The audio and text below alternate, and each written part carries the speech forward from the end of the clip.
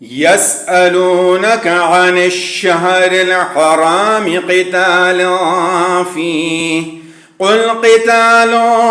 فيه كبير وصد عن سبيل الله وكفر به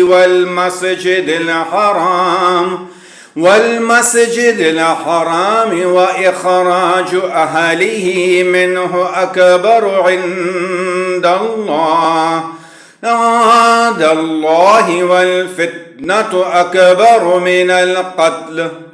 ولا يزالون يقاتلونكم حتى يردوكم عن دينكم إن استطاعوا ومن يرتد منكم عن دينه فيمت وهو كافر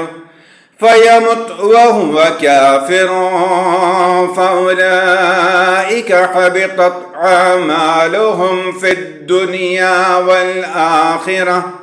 وأولئك أصحاب النار هم فيها خالدون. إن الذين آمنوا والذين هاجروا وجاهدوا في سبيل الله أولئك يرجون رحمة الله